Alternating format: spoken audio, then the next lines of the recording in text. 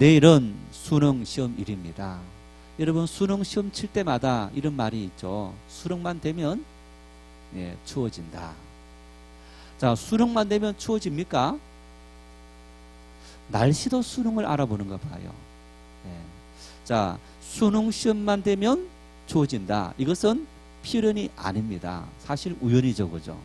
이제 우연히 반복되다 보니까 필연이 되고 또 필연이 그것이 바로 운명처럼 되어지는 일이 세상의 일인 겁니다.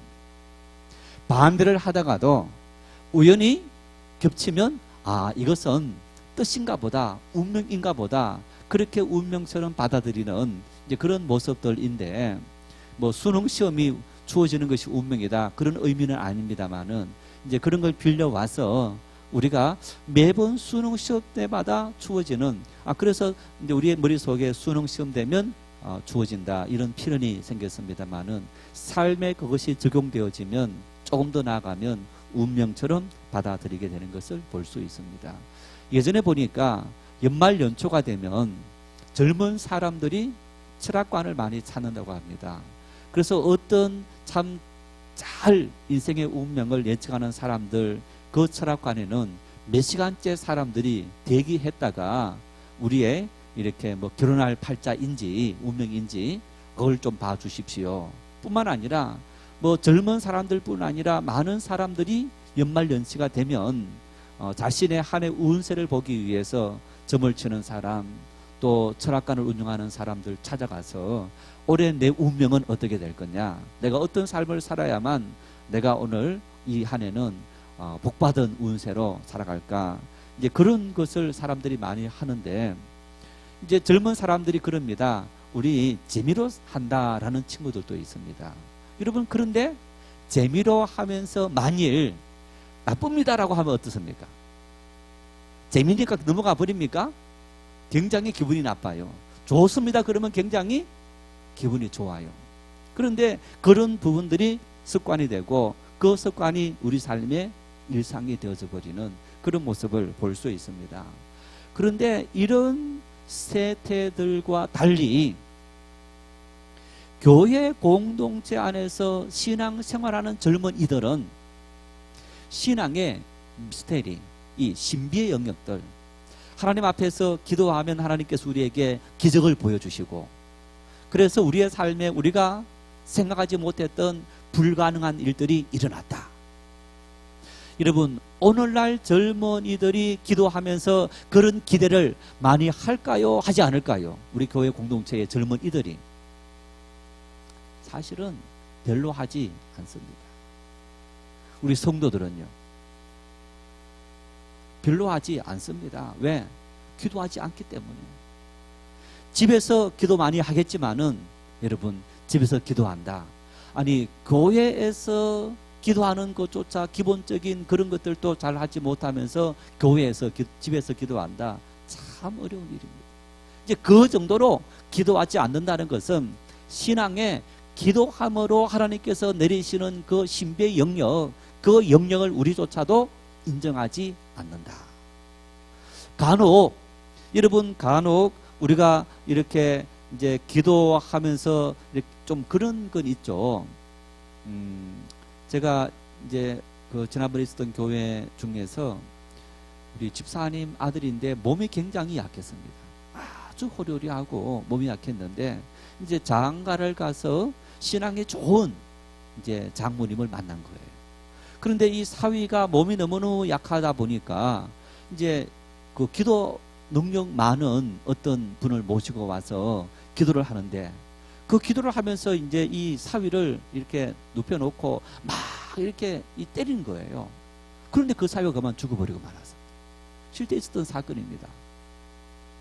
우리 집사님 그 이제 뭐뭐 집사님이었는데 제가 이름도 기억하고 있습니다만은 정말 그 친구가 이렇게 우리 지금 소리 듣는 국정원에 근무하고 있었습니다. 그런데 몸이 굉장히 호리호리하다 보니까 그 신앙 좋은 처갓집 장모님이 용하다는 기도하시는 분을 모시고 와서 기도하는데 이분이 막 이렇게 잘잘잘 때리면서 기도를 했는가 봐요. 그런데 하여튼 어찌든 어디 뭘 잘못 맞았겠죠. 그래서 그만 목숨을 잃는 그런 끔찍한 사건이 일어난 겁니다.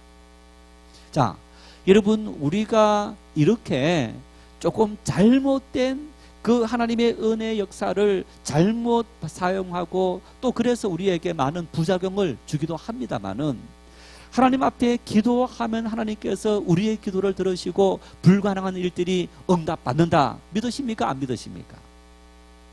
믿습니까? 안 믿습니까? 아니, 우리 권사님들만 믿고 나머지는 안 믿으시는 거예요? 믿습니까? 안 믿습니까? 네. 우리 그 저 뒤에, 제일 뒤에 두 줄 믿습니까? 안 믿습니까? 확실히요? 제가 지난주에 양주의 어느 교회 헌신 예배 갔다가 굉장히 교회가 이렇게 성동함이 있는데 오후 전도에 헌신 예배에 있는데 여자 오후 전도 65세에서 75세 되신 분들이 20명 정도가 한복 입고 와서 이렇게 찬양을 하는데 얼마나 박력 있게 찬양하는지 이제 제가 그 찬양을 들으면서 우리 권사님들하고 생각을 해봤어요. 우리 권사님들은 거기에 비하면 너무너무 이 얌전한 순댕이들밖에 없다. 이제 그 얘기는 그만큼 반응도 잘하지 않는다는 얘기죠. 이제 회장님하고 이야기를 하는데도 얼마나 씩씩하신지 아주 그랬는데, 여러분 따라합시다. 아멘. 아멘 잘합시다. 그래도 안 따라 하시네요. 자, 여러분,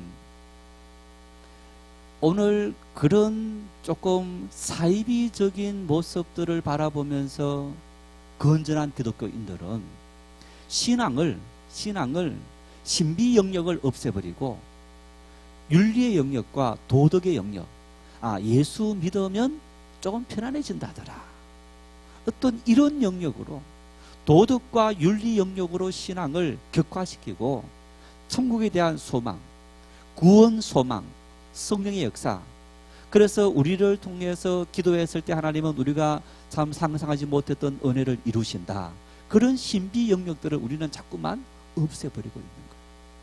나도 모르게.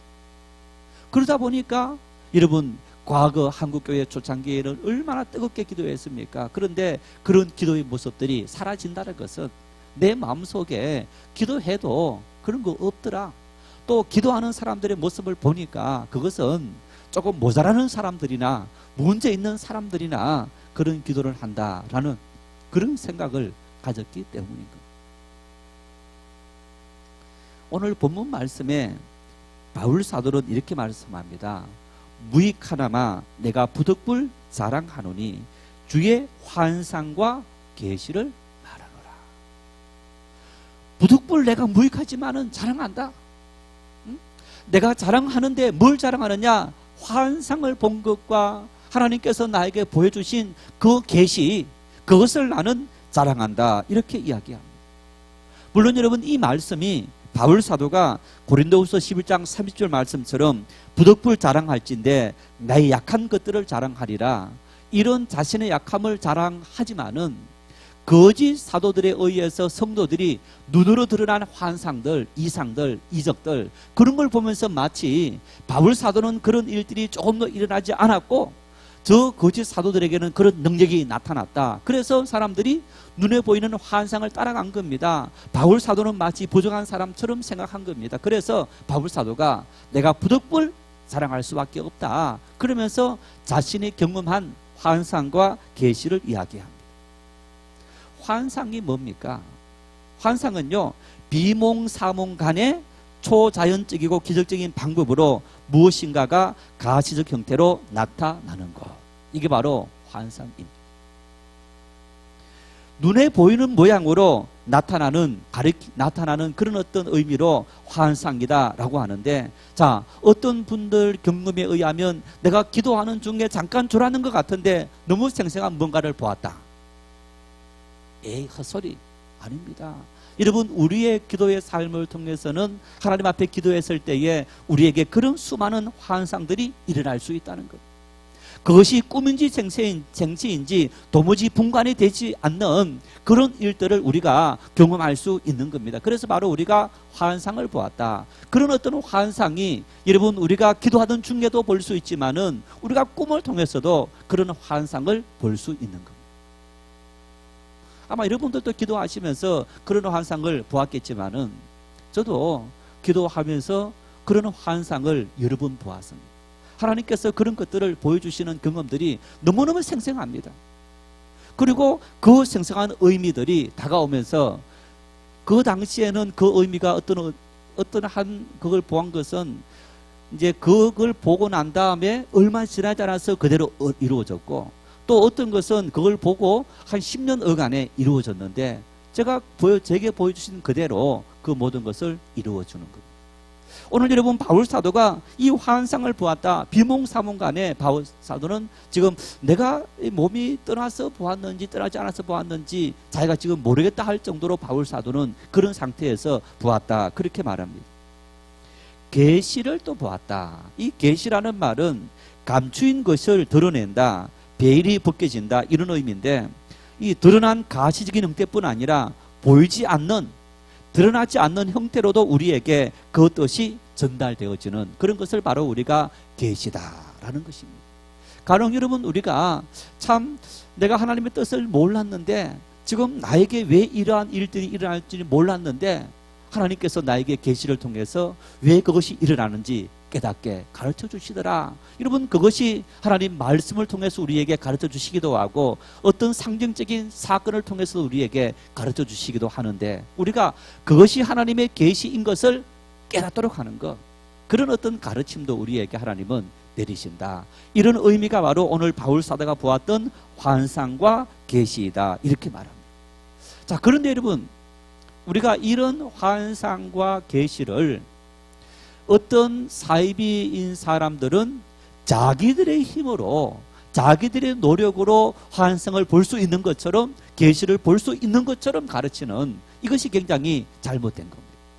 뿐만 아니라 우리가 어떤 이 환상과 계시를 보는 그런 것들을 요즘 심리학적으로 사람을 체면에 이렇게 걸어서, 마치 체면에 이렇게 언제든지 심리학 그 체면을 거는 사람들을 걸 수 있다라고 하는 것처럼, 이제 그런 식으로 생각해서 환상과 계시가 사람이 마음대로 볼 수 있는 것처럼 착각하고 있는데 아닙니다. 바울 사도는 철저하게 고백합니다.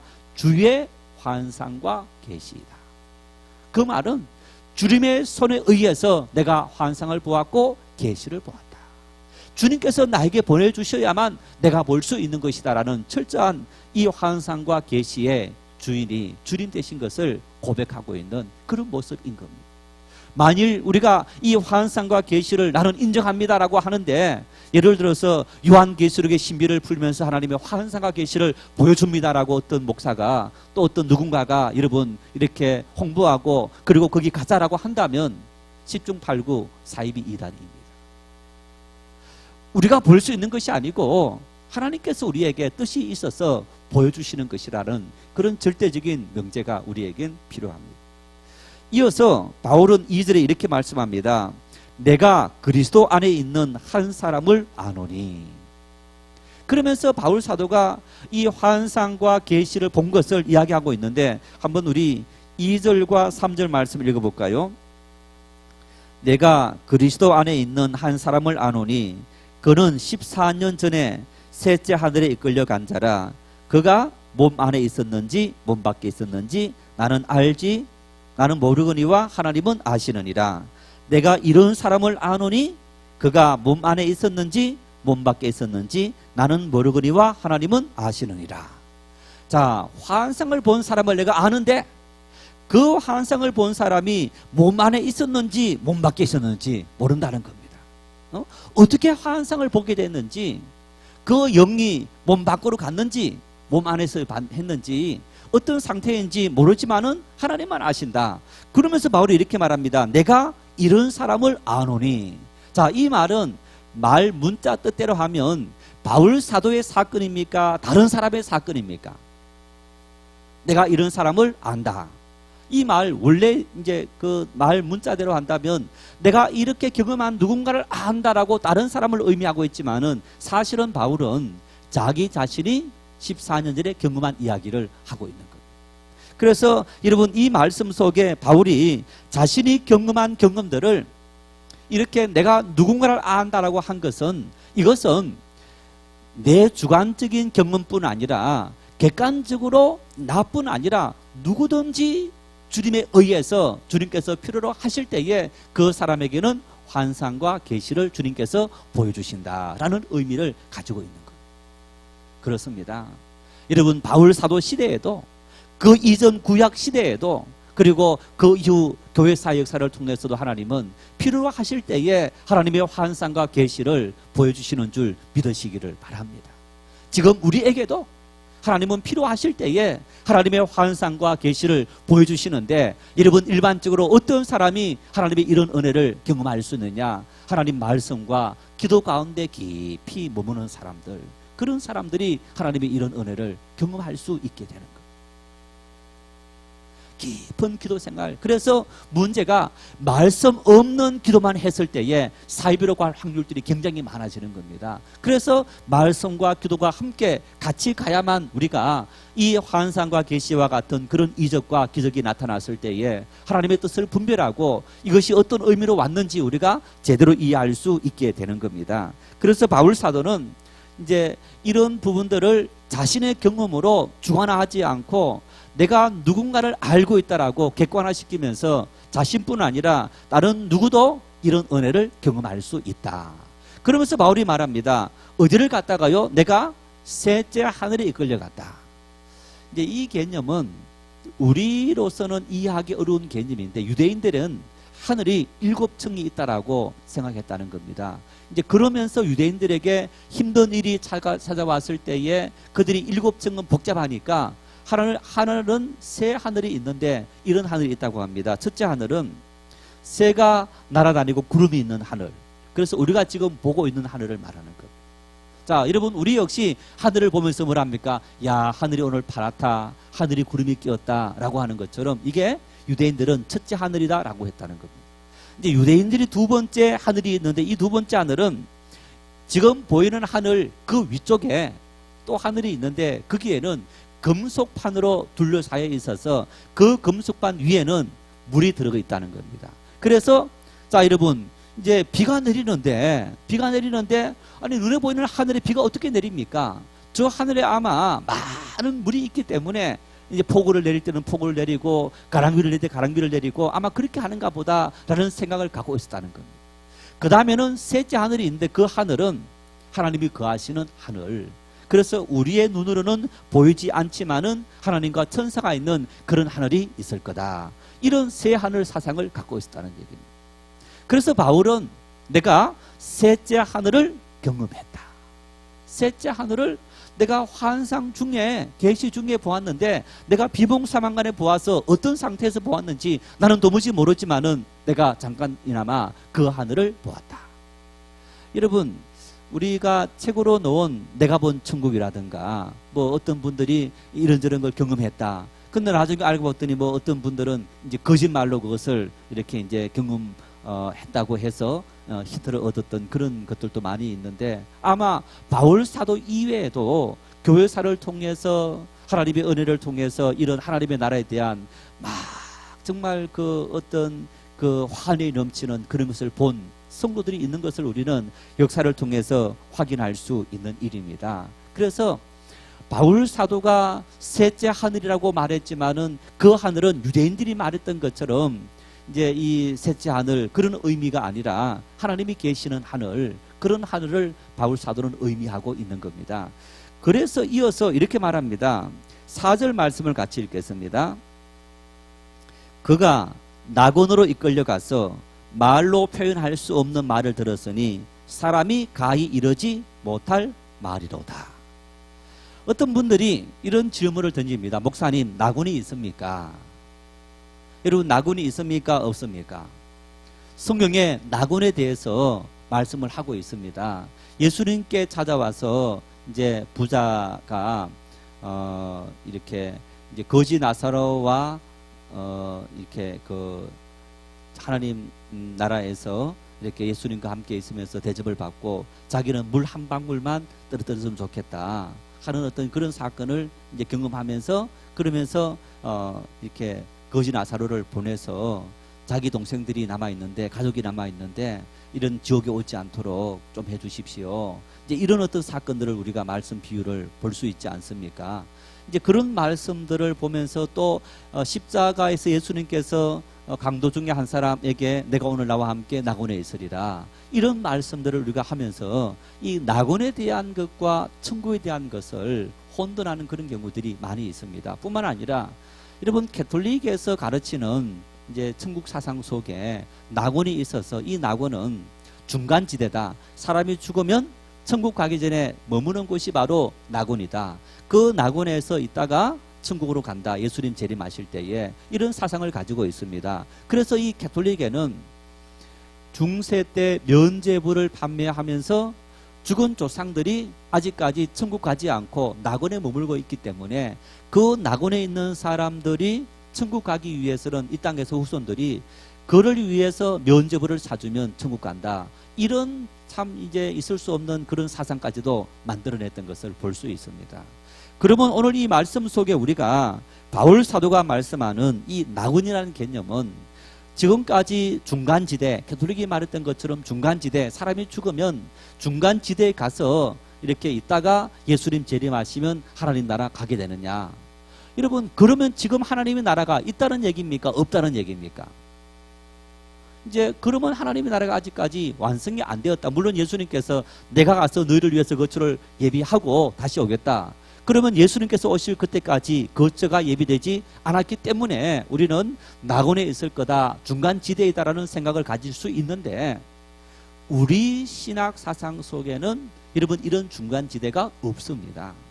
오늘 바울 사도가 말씀한 이 낙원은 바로 아까 설명했던 것처럼 셋째 하늘, 하나님께서 거하시는 거룩한 곳, 하나님의 영광이 머무는 곳, 하나님의 나라, 그 하나님의 나라가 바로 바울 사도가 이 낙원이다. 이제 개념을 낙원 혹은 천국으로 이렇게 사용했던 그런 개념이다. 우리가 이렇게 이 말씀을 이해를 해야 하는 겁니다. 그래서 바울 사도는 내가 낙원에서 경험한 것은 바로 하나님의 나라에서 경험한 정말 비몽사몽간의 황홀한 중에 내가 그런 은혜를 경험하고 체험했다. 우리가 이런 생각을 가지고 있어야 합니다. 그래서 이런 부분에 있어서 이 중세 이 고대 사회 BC 5세기 6세기에 성 어거스틴 같은 분들은요, 이런 이제 천국과 또 낙원 이런 개념들과 시간적인 개념들 때문에 어떤 고민에 빠졌느냐 하면, 자, 지금 죽으면 천국 바로 가느냐, 이런 고민을 하면서 시간이라는 것이 하나님의 영혼이라는 시간 속에 오늘 우리가 살아가는 이 시간은, 인류가 존재하는 이 시간은 한 점일 뿐이다 라고 말하는 겁니다.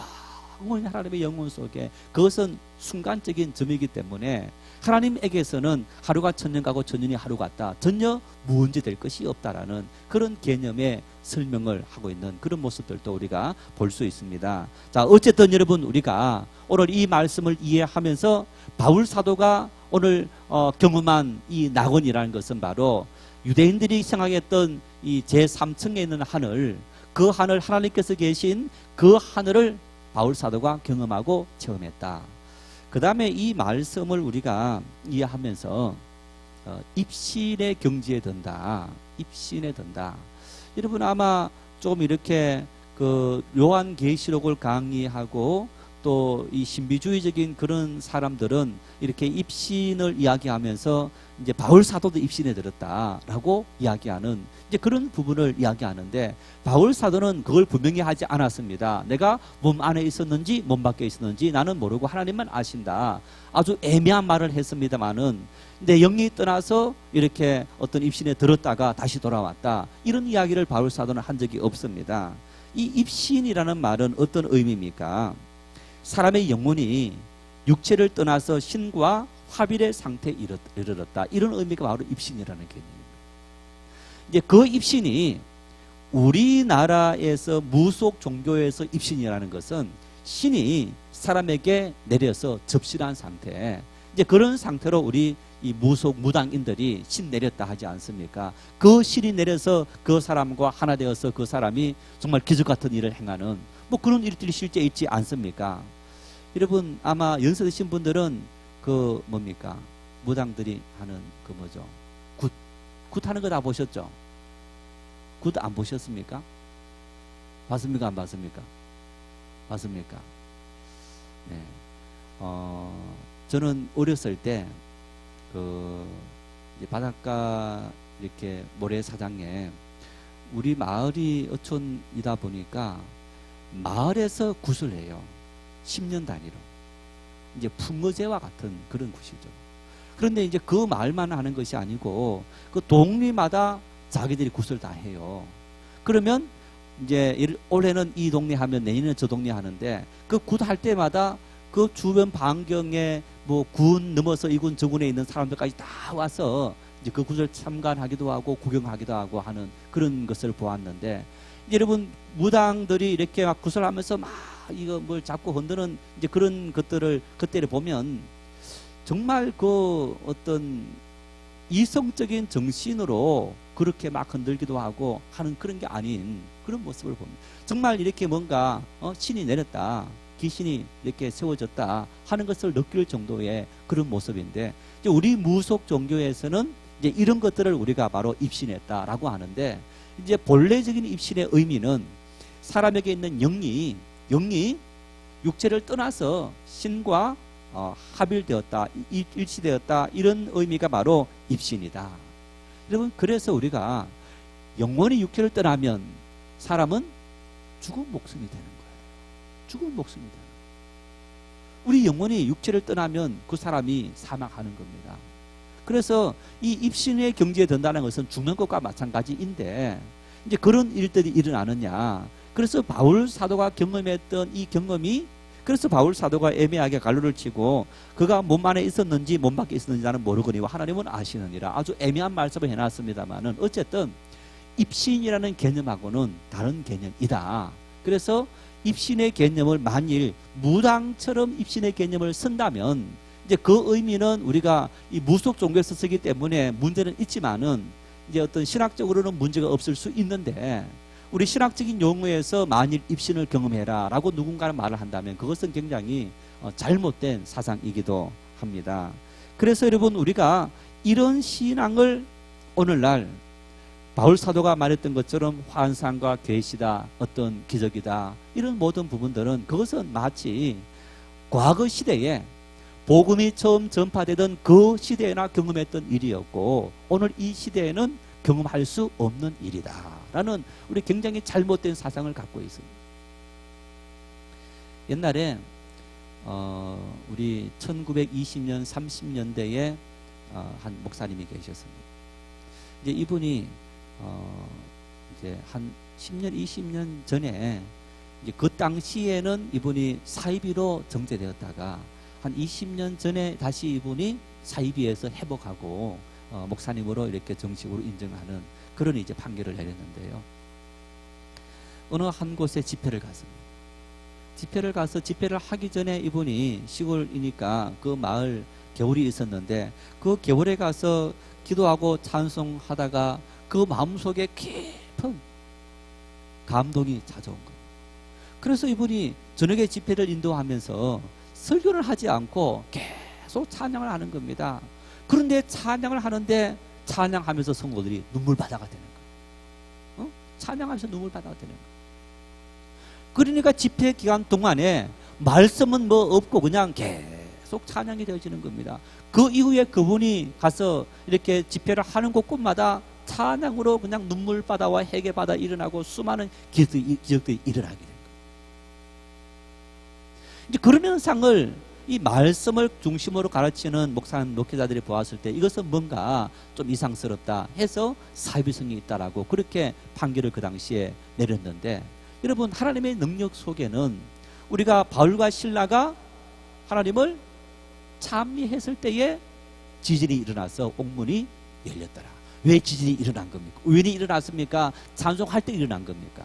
찬송할 때 일어나서 바울과 실라를 그 위경에서 건지신 하나님의 능력들을 우리가 볼 수 있는 겁니다. 그래서 하나님을 향해서 찬송은 곡조 있는 기도이다. 찬송을 왜 이렇게 많이 해? 그런 게 아니라 여러분, 찬송을 하면서 하나님 앞에 내가 곡조 있는 기도를 지금 드리고 있다. 그 찬송의 가사 한마디 한마디가 나의 기도이고 고백이다. 그 마음으로 할 때 그 찬양은 우리에게 큰 감동과 기쁨과 은혜가 되어질 수 있는 일입니다. 그래서 오늘 이 시대에 우리가 모든 것을 이성으로 판단하는 이성의 시대이지만은 하나님 말씀은 살아있고 하나님의 역사는 우리가 이해할 수 없는 정말 비이성의 영역까지도 하나님은 역사하신다는 사실을 우리가 받아들이고 믿을 수 있는 그런 은혜가 넘칠 수 있기를 바랍니다. 그런데 바울은 이렇게 말합니다. 4절 말씀에 사람이 가히 이르지 못할 말을 들었다라고 합니다. 황홀경에 환상 중에 내가 사람이 가히 이르지 못할 그런 말들을 내가 듣고 정말 황홀경에 빠졌다. 나는 그런 신비로운 경험을 했다. 그러면서 5절 말씀에 이렇게 말합니다. 내가 이런 사람을 위하여 자랑하겠으나 나를 위하여는 약한 것들 외에 자랑하지 아니하리라. 믿음이 약해서 눈으로 보이는 표적을 구하는 거짓 사도들의 소리에 넘어져서 신앙에 넘어지는 고린도 교인들을 위해서 내가 이렇게 자랑할 수밖에 없었지만은 나 자신 스스로에게 나는 내 약함밖에 자랑할 것이 없다. 무슨 얘기입니까? 나의 삶을 통해서 이런 수많은 이적과 기적과 환상과 신비가 일어났는데 여러분 그 모든 것들이 내가 잘나서 내 능력으로 한 것이 아니라 전적으로 하나님의 은혜였다. 그런데 바울은 고백합니다. 나는 어떤 존재이냐? 나는 어떤 존재이냐? 이렇게 말하죠. 나에게 가시가 있었다. 육체에 가시가 있었다.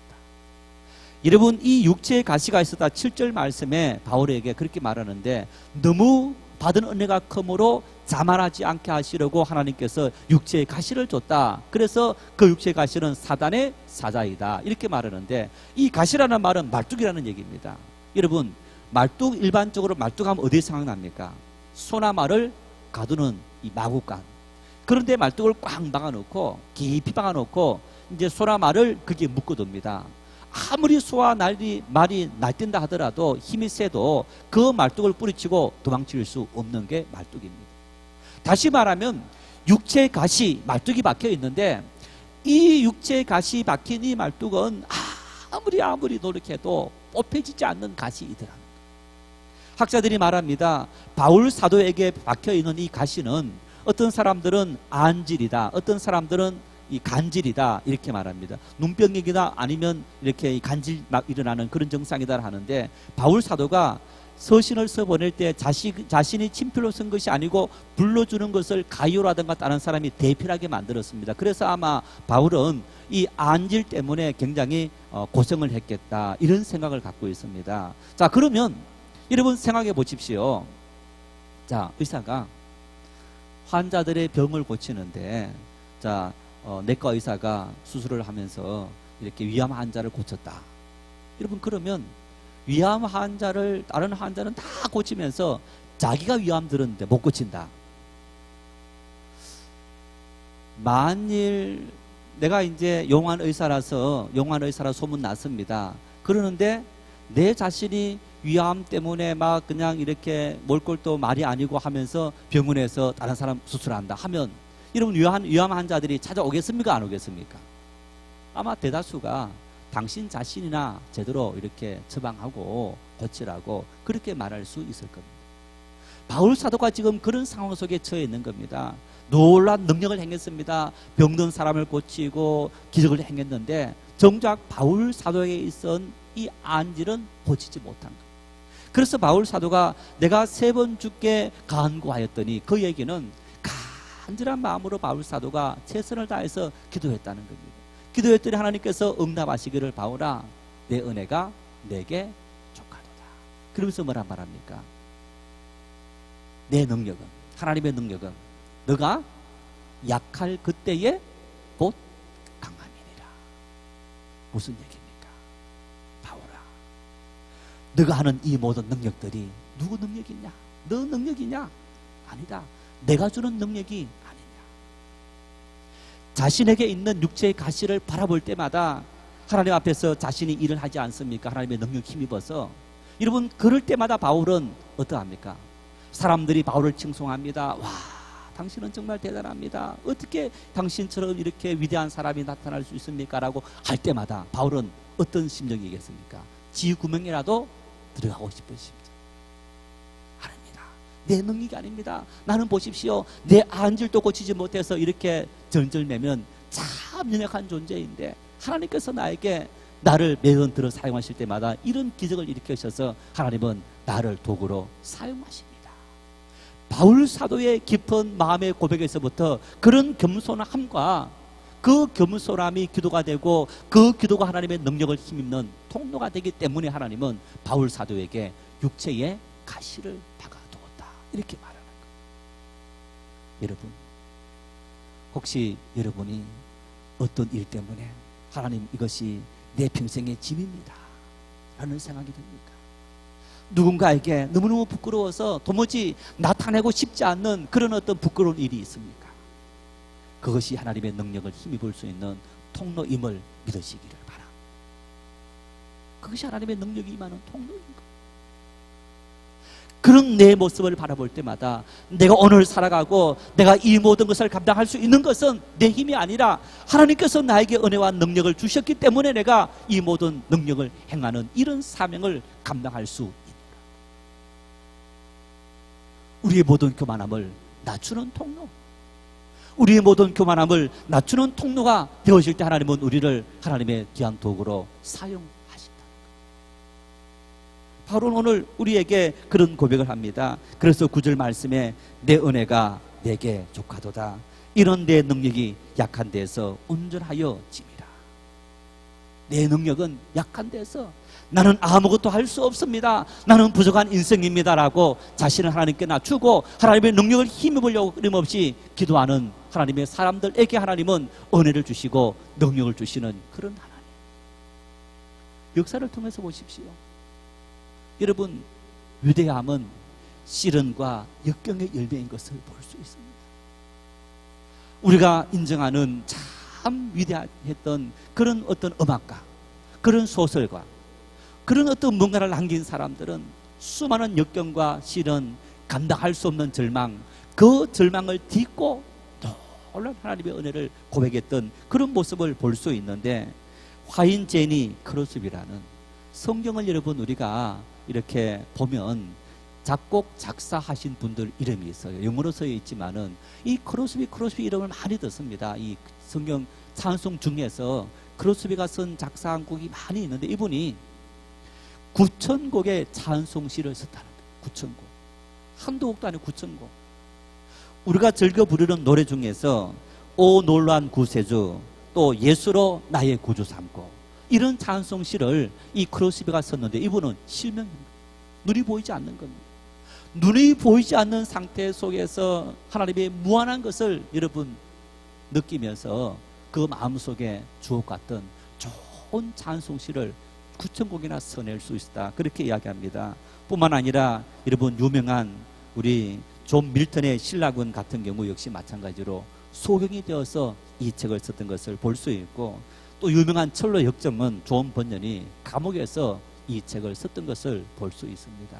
그렇습니다. 여러분, 우리의 삶 속에서 나에게 역경이 있다 할지라도 그 역경에 굴하지 않고 하나님의 뜻을 바라보고 나아갈 때 하나님은 그 속에서 우리를 통해 위대한 일을 일으키시는 그런 하나님이시다. 우리가 그 하나님을 믿고 의지하고 달려가는 그런 믿음의 사람들이 될 수 있기를 바랍니다. 신앙의 신비 영역, 하나님의 은혜 영역, 기적의 영역, 그 영역을 무시하지 마시고 기도하실 때에 하나님은 또한 우리를 통해서 그런 일을 이루신다는 그 믿음을 가지고 하나님 앞에 기도할 수 있는 우리 모두가 될 수 있기를 바랍니다.